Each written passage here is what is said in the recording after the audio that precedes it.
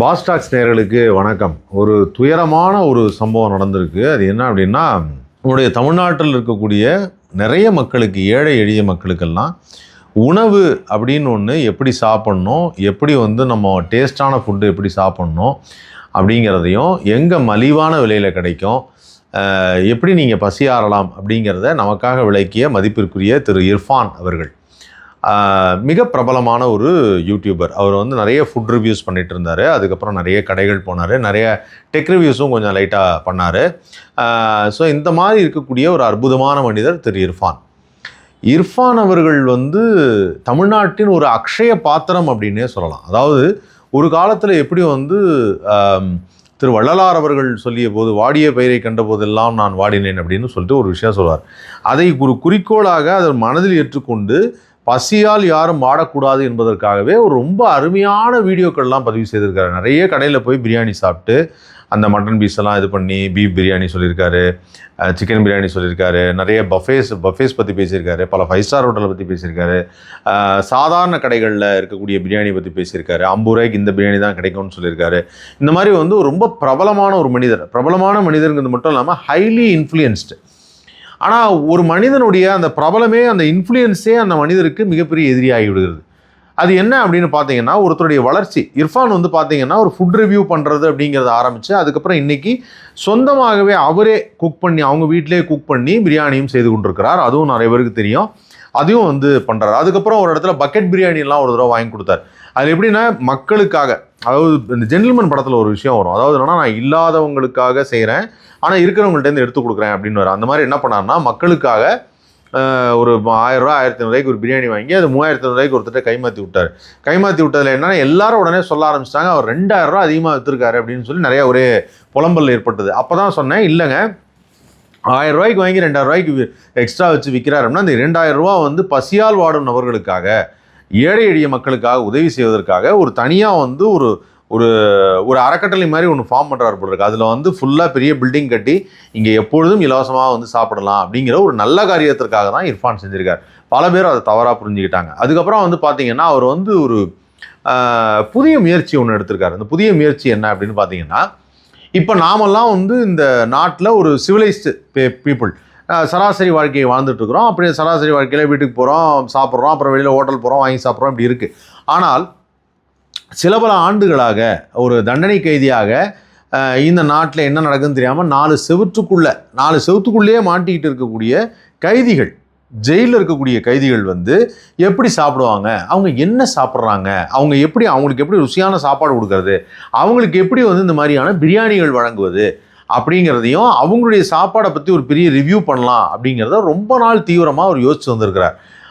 அந்த சமயத்தில் தான் என்னென்னா, அது அரசாங்கத்திற்கு உட்பட்டது அந்த இடம். அப்போ என்ன இருக்குது, இர்ஃபானுக்கு ஒரு பெரிய இடைஞ்சல் ஏற்பட்டிருக்கு. இவர் ஆரம்பத்தில் இந்த பண்ண ரிவ்யூ, இவருடைய தான தர்மங்கள், இவர் நிறைய பேருக்கு இந்த சாப்பாடெல்லாம் இலவசமாக வழங்கியது, அப்புறம் நிறைய ஃபுட்டெல்லாம் நல்லா இருக்குன்னு சொன்னோன்னே ஃபுட் ரிவ்யூ இன்ஸ்பெக்டர்ஸே எங்கள் வேலையை நீங்கள் ரொம்ப சுலபமாக்கிட்டீங்க, அந்த இடத்துல சாப்பாடு அவ்வளோ நல்லா இருக்குது, நாங்கள் எல்லாருக்கும் சர்டிஃபிகேட் கொடுத்துட்றோம் அப்படின்னு சொல்லிட்டு அவங்க எல்லாமே ரொம்ப சந்தோஷமாயிட்டாங்க. அந்த லெவலுக்கு அந்த ஃபுட் ரிவ்யூ போயிட்டு இருந்தது, ரொம்ப நல்லா போயிட்டு இருந்தது. ரொம்ப ஃபெமிலியரான ஒரு பர்சன் ஆனதுனால என்ன ஆயிடுச்சுன்னா, இர்ஃபான் அவர்களுக்கு இன்ஃப்ளூயன்ஸ் ஜாஸ்தியாகுது. அதாவது பெரிய பெரிய ஆட்கள், எம்பி, எம்எல்ஏ, இவங்க எல்லாரும் ஒரு நல்ல ஒரு உடன்படிக்கைக்கு வராங்க. வாங்க தம்பிங்கிறாங்க, ரொம்ப நம்ம வீட்டுக்கு வாங்க, நம்ம வீட்டுக்கு சாப்பிடுங்க, எங்கள் வீட்டு சாப்பாடு எப்படி இருக்குன்னு நீங்கள் சொல்லுங்கள், ஏன்னா எங்கள் வீட்டு அம்மா செஞ்சு நாங்கள் ஏதாவது சொன்னால் எங்களை அரைகிறாங்க, எங்களை திட்டுறாங்க, நீங்கள் சொன்னால் அது கரெக்டாக இருக்கும் அப்படின்னு சொல்லிட்டு வீட்டில் இருக்கிற சாப்பாட்டுக்கே ரிவ்யூ போடுங்க அப்படின்னு சொல்கிற நிலைமைக்கு வந்துருச்சு. அந்த மாதிரி ஒரு இர்ஃபானுடைய வளர்ச்சி இருந்தது. அந்த சமயத்தில் தான் அவர் என்ன பண்ணார்னா, இவர் ஒரு தாட் ஒன்று பண்ணியிருக்காரு. இந்த விஷயம் யாருக்குமே தெரியாது, இதை நான் புரிஞ்சுக்கிட்டதுனால சொல்கிறேன், எனக்கு அது தோணுச்சு, அது நான் கரெக்டாக, இதுதான் கரெக்டு. இர்ஃபான் என்ன பண்ணியிருக்கார், நம்ம எப்படியாவது ஜெயிலுக்குள்ளே போகணுன்னா விசிட் பண்ணி, சும்மா ஒரு நாள் போய் விசிட் பண்ணால் போய் நீங்கள் லட்டு கொடுத்து வரலாம், அவ்வளோதான் பண்ணலாம். இல்லை, உள்ளே போய் ஒரு 6 மாதம் தங்கணும் அப்படிங்கிறதுக்காக முயற்சி எடுத்திருக்காரு. முயற்சி எடுக்கும்போது தான் காரை இவரே ஓட்டிகிட்டு போய் என்ன பண்ணியிருக்காரு, ஏதோ ஒரு ஹிட் அண்ட் ரன், ஒரு டக்குன்னு குறுக்கால வந்துட்டாங்க, டப்புன்னு இடித்தோன்னே கரெக்டு, இந்த சமயத்தில் நம்மளை எப்படியும் ஜெயிலில் போட்டுருவாங்க அப்படின்னு சொல்லி போயிடலாம் அப்படின்னு நினச்சாரு. அங்கே தான் ஒரு ட்விஸ்ட் வச்சுட்டாங்க. இவர் மேலே நல்ல எண்ணம் கொண்ட அந்த இன்ஃப்ளூயன்ஸ்டு ஹைலி அஃபிஷியல்ஸு, பெரிய பெரிய ஆளுங்க எல்லாரும் சேர்ந்து என்ன பண்ணாங்கன்னா இவரை எப்படி காப்பாற்றி ஆகணும். என்ன தம்பி, இந்த நானே ராஜா நானே மந்திரியில் ஒன்று வரும். விஜயகாந்த் அவர்கள் வந்து சாப்பாடு போட்டு ராதிகா அவங்கள வந்து வெளியில் அனுப்பலாம் அப்படின்னு நினைக்கும்போது கவுண்டமணி வந்து என்ன பண்ணுவாங்கன்னா, அவங்க வெளியில் போகும்போது என்னமா அது நீ பாட்டு வெளில போயிட்டனா எப்படி நல்ல சாப்பாடு போடுவாங்க அப்படின்னு சொல்லிட்டு டப்புன்னு கூப்பிட்டு வந்து ராதிகா உள்ளே உட்கார வச்சுருவார். அப்புறம் விஜயகாந்தை கேட்டேன்னா, ஐயா நீங்கள் எவ்வளோ வருத்தப்படுவீங்க அப்படின்னு சொல்லிட்டு நீங்கள் எவ்வளோ சோகமாக இருக்கீங்க அப்படின்வார். அந்த மாதிரி ஆயிடுச்சு இர்ஃபானோட நிலைமை. ஏன்னா இர்ஃபான் என்ன பண்ணியிருக்காங்க, எப்படியாவது காப்பாற்றிடணும் அப்படின்னு சொல்லிட்டு இல்லை அவர் ஓட்டல, அவர் மச்சான் ஓட்டினார், டிரைவர் ஓட்டினார், தெரியாமல் ஓட்டிட்டார், பயந்து போயிட்டார், இது மாதிரி ஏதோ ஒன்று சொல்லி அந்த கேஸை ஒரு மாதிரி ஆக்கி மறுபடியும் நல்லிஃபை ஆகி அதுக்கப்புறம் அந்த பிரச்சனையிலேருந்து வந்துட்டாங்க. அந்த கேஸ் இன்னும் நிலுவையில் தான் இருக்குதுன்னு நினைக்கிறேன். அதுக்கு பிறகு என்ன பண்ணார், மறுபடியும் வேற ஒரு முயற்சி எடுப்போம், நல்ல பேங்கிங்காக ஒன்று எடுப்போம், கண்டிப்பாக நம்மளை ஜெயிலுக்கு அனுப்பிடுவாங்க, நம்ம போய் அங்கே ரிவ்யூ ஆரம்பிக்கலாம் அப்படின்னு நினச்சிட்டு என்ன பண்ணேன்னா, துபாய் போயிருந்தப்போ இவருடைய ரொம்ப பர்சனல், இவருடைய மனைவி ப்ரெக்னெண்ட்டாக இருக்கும் பொழுது என்ன பண்ணியிருக்காருன்னா, உடனடியாக அதை வந்து டெஸ்ட் பண்ணி அது ஆண் குழந்தையா பெண் குழந்தையான்னு பார்த்துருக்காரு. இந்திய சட்டப்படி அது தவறு. அவர் என்ன சொல்லியிருக்காருன்னா, துபாய் சட்டப்படி அது தவறு இல்லை, ஆனால் அவருக்கு தெரிஞ்சிருக்கு துபாய் சட்டப்படி தவறு இல்லை, ஆனால் நான் ஒரு இந்தியன் சிட்டிசன், பாஸ்போர்ட் ஹோல்டர், நான் இப்போ அதை வீடியோ பண்ணி போட்டேன்னா நீ எப்படியும் வந்து கேஸ் ஆகும், என்னை ஜெயிலில் போடுவாங்க, நான் ஜெயிலுக்குள்ளே போய் ரிவ்யூ பண்ணலாம் அப்படின்னு நினச்சிருக்காரு. அப்போ என்ன பண்ணியிருக்காங்க, மறுபடியும் இவரை வந்து இன்ஃப்ளூயன்ஸ் பண்ணி தம்பி வந்து இப்படி செஞ்சிருச்சு அப்படின்னா இல்லை மன்னிச்சு விட்டுறலாம், தெரியாமல் செஞ்சீங்க, இது துபாயில் பெரிய வீடியோ போட்டு அந்த துபாய் போயிட்டு வந்த காசே அதில் வந்து சரியாயிடுச்சு, அவ்வளோ வியூஸ் போயிருக்குது, அந்த தனக்கு என்ன குழந்தை பிறக்க போகுது அப்படிங்கிறது. அது வந்து இந்திய சட்டப்படி தவறு.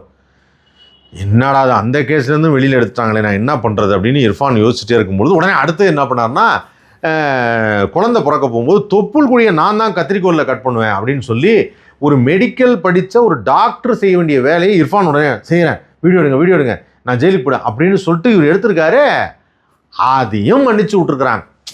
அப்போ இருந்த ஆட்சியில் வந்து திராவிட முன்னேற்ற ஆட்சியில் வந்து பார்த்திங்கன்னா அந்த அமைச்சர்கள்லாம் சரி ஓகே ஏதோ சின்ன பையன், அவர் எவ்வளோ ஒரு தியாக உள்ளம் கொண்டவர், பல பேருக்கு இலவசமாக உணவளிக்கிறாரு, நாளைக்கு வந்து தமிழ்நாட்டின் அக்ஷய பாத்திரமான இர்ஃபானை வந்து நம்ம அப்படி வந்து சொல்லலாமா அப்படின்னு சொல்லி அவங்க நல்ல எண்ணத்தில் வந்து அவங்க என்ன பண்ணிட்டாங்க, விட்டாங்க. இர்ஃபானுக்கு இப்போ பொறுக்கலை, ஐயோ இந்த கேஸை எடுக்கவே மாட்டேங்கிறாங்களே, நான் என்ன பண்ணுறது அப்படின்னு சொல்லி யோசிச்சுட்டு இருந்தப்போ தான் கோயம்புத்தூரில் போயிட்டு கோயம்புத்தூர் மாப்பிள்ளைன்னு ஒருத்தரை வந்து போய் இன்டர்வியூ பண்ணியிருக்காரு. இன்டர்வியூ பண்ணோன்னே சந்தடி சாக்கில் ஏதாவது ஒன்று சொல்லிவிடுவோம் அப்படின்னு சொல்லி ஏதாவது ஒரு வகையில் நம்ம செய்ய வேணாம் தவிர ஏதாவது ஒரு வகையில் தவறு செஞ்சு நம்ம எப்படியா ஜெயிலுக்குள்ளே போயிடுவோம் அப்படின்னு சொல்லிட்டு ஒரு முயற்சி எடுத்திருக்காரு. அது என்ன பண்ணியிருக்காரு, ஒருத்தர் வந்து பேசிகிட்டு இருக்கும்போது ஏதோ புனிநகம் மாதிரி ஏதோ செயின் ஒன்று போட்டிருக்காரு, என்ன புனிநகமா அப்படின்னு கேட்டோன்னே ஆமாங்கன்ட்டார் அவர். இந்த பாருங்க எங்கள் தாத்தா வந்து மான் கொம்பு வச்சிருக்காரு, இதை அடிச்சிருக்காரு, நாங்கள்லாம் வேட்டைக்கு போனாங்க அந்த காலத்தில் அப்படின்னு சொன்ன உடனே கரெக்டாக ஃபாரஸ்ட் ஆஃபீஸ்லேருந்து வந்து அவங்கள பிடிச்சி நல்லா விசாரிச்சிருக்காங்க. விசாரித்து 20 நாள் வச்சு அந்த கேஸும் நிலுவையில் இருக்குது. என்னடா இது, நம்ம தான் வீடியோ எடுத்தோம் ஆனால் நம்மளை கேட்கவே மாட்டேங்கிறாங்களே, நம்ம தானே சாட்சி ஐடென்டிஃபை பண்ணுறது, நம்ம ஏதாவது ஒன்று சொல்லி இல்லை எனக்கு அதுக்கு சம்மந்தம் இருக்குன்னு உள்ளே போயிடலாம்னு நினச்சாரு, முடியல. அப்புறம் பார்த்தா அந்த கோயம்புத்தூர் மாப்பிள்ள வந்து இன்னொரு விஷயம் பண்ணியிருக்காப்புல, ரஷ்யாவில் வந்து நிறைய மெடிக்கல் இன்ஸ்டியூஷன்ஸ்லாம் ஆரம்பிக்கிறோம், இங்கே பாவம் நீட்டுனால நீங்கள் படிக்க முடியல, நாங்கள் அங்கே வந்து படிக்கலாம் அப்படின்னு சொல்லி நிறையா காசு வாங்கி இன்ஸ்டியூஷனுக்கு பசங்களெல்லாம் கூப்பிட்டு போய் சேர்த்துடலான்னு சொல்லி அவங்க ஓடி போயிட்டாங்க. எங்கள் இன்ஸ்டியூஷன் ஆரம்பித்து காசெல்லாம் வாங்கிட்டு அந்த காலேஜ் இல்லாமல் ஓடி போயிட்டாங்க. அப்படி ஓடி போன அந்த தகவலில் இந்த கொலாபரேஷனில் இர்ஃபான் இருக்கார் அப்படின்னோடனே சக்ஸஸ், நம்ம எப்படியும் ஜெயிலுக்கு போயிடுவோம் அப்படின்னு சொல்லி ஜெயிலுக்கு போய் ரிவ்யூ பண்ணுறதுக்காக காத்து கொண்டிருக்கிறார் இர்ஃபான். ஜெயிலில் போயிட்டு புழல், வேலூர், மதுரை, கோவை, அதுக்கப்புறம் திகார் போன்ற ஜெயிலில் எப்படிப்பட்ட உணவுகள் இருக்குது, அதை எப்படியெல்லாம் அவங்க சாப்பிட்றாங்க, அங்கே நம்ம எப்படி பிரியாணி செய்யலாம், அங்கே எப்படி வந்து இந்த கறி சூப்பராக இருக்குன்னு சொல்லலாம் அப்படிங்கிறத ஆவலோடு இருக்கார். ஏன்னா தட்ஸ் வெரி ஒரு புது முயற்சி. யூடியூபராக இருக்கும் பொழுது நாம் சில பேர் என்ன சொல்கிறாங்கன்னா, சரி என்னங்க அது விவரம் பத்தாத ஒரு பிள்ளையா இருக்காப்லையே அப்படிங்கிறாங்க. சில பேர் வந்து என்னங்க படிப்பறிவு இல்லாமல் இப்படி செய்கிறான் அப்படிலாம் சொல்லாதீங்க. இர்ஃபான் வந்து ஹைலி எஜுகேட்டட், அவர் ரொம்ப தெளிவாக சில விஷயத்தை யோசித்து நான் எப்படி ஜெயிலுக்கு போய் தீர்வேங்கிறதுக்காக செய்கிறாப்புல. ஒவ்வொருத்தரையும் காப்பாற்றுறாங்க, நீங்கள் என்னை காப்பாற்றிட்டீங்களா, முடியாது, நான் மறுபடியும் செய்வேன் அப்படின்னு அடுத்து ஒன்று செய்கிறார், இல்லை மறுபடியும் செய்வேன் அடுத்து ஒன்று செய்கிறார். என்ன ஜெயிலுக்கு போன அந்த கொஞ்சம் காலகட்டங்களில் வந்து அவங்க வீட்டில் இருக்கவங்க ஒரு மாதிரி ரொம்ப மனசு வருத்தப்படுவாங்க. அதுதான் எனக்கு கஷ்டமாக இருக்குது. அதை ஏன் இர்ஃபான் அவர்கள் திரும்ப திரும்ப செய்கிறாரு, வேணால் நம்ம வந்து ஒரு தற்போதைய அரசாங்கத்தில் இருக்கக்கூடிய நமது தமிழ்நாடு முதல்வர் அவர்கள்ட்ட போய் இர்ஃபானே போய் கேட்டிருந்தாருன்னா அவர் வந்து ஒரு 6 மாதத்துக்கு ஒரு ப்ரொபேஷன் கொடுங்க, ஜெயிலில் போய் ஒரு கற்றுக்கிட்டு வரட்டும். ஏன்னா இப்போ அவங்க எப்பவுமே இந்த 6 மாதம் ஒரு டைம் எடுத்துப்பாங்க, அதனால 6 மாதம் கொடுங்க, ஜெயிலில் போயிட்டு அவர் என்னென்ன ஃபுட்டெல்லாம் இருக்குன்னு ரிவ்யூ பண்ணிட்டோம். ஒரு மாதம் வேலூரில், ஒரு மாதம் புழலில், ஒரு மாதம் திகாரில். திகார் போக முடியாது, மதுரை போகலாம். திகார் மட்டும் நம்ம அரசாங்கத்தில் வராது, அது வேற ஒரு அரசாங்கத்தில் வரும். ஸோ அந்த மாதிரி ஒவ்வொரு ஜெயிலாக போய் ஒரு ஆராய்ச்சி பண்ணிட்டு வரட்டும், அது ஒரு பெரிய வீலாக வளரும், எப்படி இது ஒரு புதிய முயற்சியாக இருக்கும் அப்படின்னு சொல்லி நடந்திருக்கலாம். அது இப்போ என்ன பண்ண போகிறாங்கன்னு தெரியல. இருந்தாலும் இவர் மறுபடியும் அந்த கேஸ் அந்த அந்த துபாயில் நடந்த அந்த இன்சிடெண்ட்டுக்கான கேஸை திருப்பி எடுத்து இவங்க இது பண்ணுறாங்க. ஆக்சுவலாக இவர் போய் மனு கொடுத்துருந்தா இவர் செஞ்சுருப்பாங்க. இப்போ என்ன பண்ணியிருக்காருன்னா, அந்த கேஸை எப்படின்னு தோண்டி எடுத்துருவாங்க. ஏன்னா இந்த ஆட்சியில் எப்படின்னா, போன ஆட்சியில் யாருக்கெல்லாம் இன்ஃப்ளூயன்ஸ் பண்ணாங்க அந்த கேஸெல்லாம் திருப்பி எடுங்க. அதில் இர்ஃபான் கேஸும் வந்துருச்சு. இர்ஃபான் கேஸ் வந்தோன்னா இப்போ என்ன பண்ணுறாங்கன்னா, அவங்க இர்ஃபானுக்கு கண்டிப்பாக ஜெயில் அப்படின்னு சொல்கிறாங்க. இர்ஃபான் செம ஹாப்பியாக இருக்கார். நமக்கு ஜெயிலில் போகிறோம், கேமரா மட்டும் அலோவ் பண்ணிவிடுங்க சார், 2 மைக்கு இதெல்லாம் அலோவ் பண்ணிவிடுங்க, உள்ளே நான் சாப்பிட்ற இடத்துல உட்காந்துக்கிறேன் அப்படின்னு சொல்லி.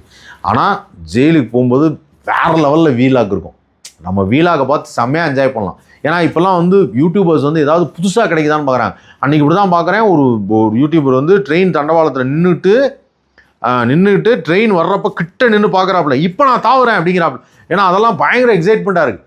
ஏன்னா இப்போ பாருங்களேன், இவர் பண்ணக்கூடிய இர்ஃபான் அந்த தான் ஜெயிலுக்கு போகணுங்கிறதுக்காக ஒரு விஷயம் செஞ்சார்ல, அந்த குழந்தைய அறிவிச்சது அப்படின்னு. அது என்னென்னா, பல பேர் என்னென்னா யூடியூபர்ஸ்லாம் உடனே பார்த்துல துபாய் போய் அறிவித்து வீடியோ போட்டால் செம காசு, அது வாங்க எல்லோரும் துபாய் போகலாம், அங்கே போயிட்டு நம்ம மேல் ஃபீமேல் என்னங்கிறத பார்த்துட்டு உடனே நம்மளும் ஒரு வீடியோ போடலாம் அப்படின்னு நிறைய பேர் கிளம்பிட்டாங்க.